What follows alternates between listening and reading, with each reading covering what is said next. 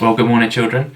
It's really good to be with you this morning, and I hope you've had a lovely half term and a great break if you're at school. So, I want to look at something this morning that's quite important. I wonder if anyone has ever said to you, you can't have that, or you can't do that because it's bad for you, or you shouldn't have that, but you can have this, or you can do this because it's good for you.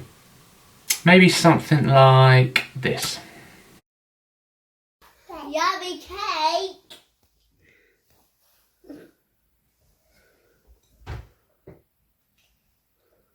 Whoa, what's going on here?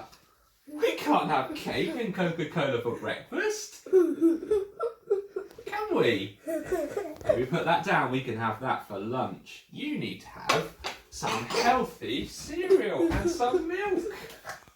Would you like some of that instead, yes? Because this is good for you. Ethan, if you're scooting outside, you need to wear your helmet because it's good for you to have a helmet on, isn't it? Keep you nice and safe. Why don't you turn around and scoot back that way?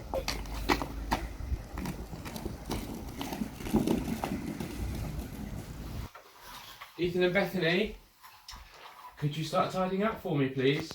It's good to put things away when we finish with them, otherwise they'll get lost. Would you like me to help you put the Duplo away? Come on then.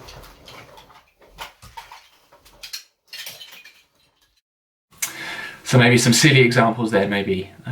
But I hope you understood the point.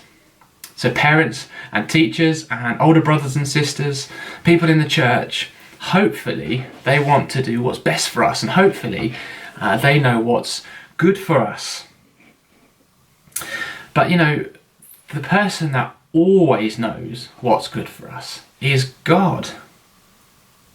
Let me read a verse to you from Romans chapter 8, and it says this: "And we know that for those who love God, all things work together for good." Not just some things, or most things, or a few things, but all things.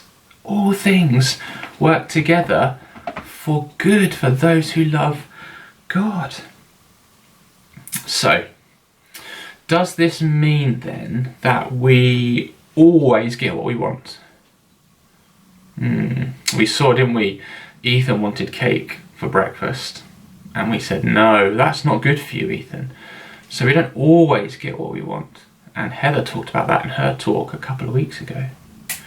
So then does it mean we will only get good things?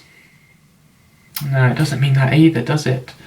Because sometimes things happen in our life that are difficult to understand and don't really fit with what we want and perhaps make us a bit sad.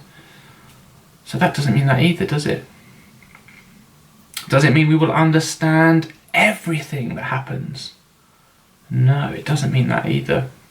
Even people who study the Bible for a long time don't understand everything.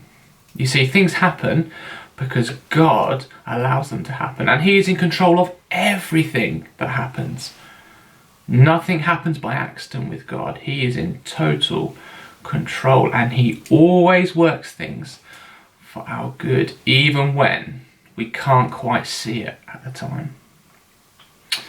You know, Jesus came and He lived a perfect life, and He died on a cross, didn't He, so that we could be forgiven.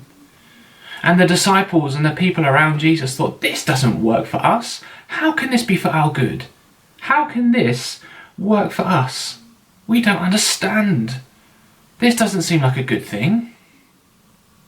But we know that Jesus dying on the cross is for our good, because it means we can have a saviour, and we can be called, if we trust in God, the children of God.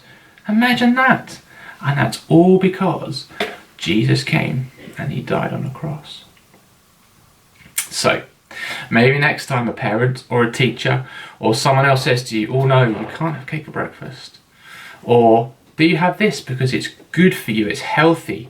Or perhaps, don't walk close to the road because it's dangerous. It's better if you stand away from the road. That is good for you and that is safe. Maybe you can think, well, first of all, maybe you should obey. And then you can think, this reminds me that God has given us parents and teachers and people like that to help us and to show us what is good for us. And we can remember that God ultimately knows what's good for us, and he always works things for our good if we're trusting in him. I hope it's been helpful, and I hope you have a really good day. See you soon. Bye bye.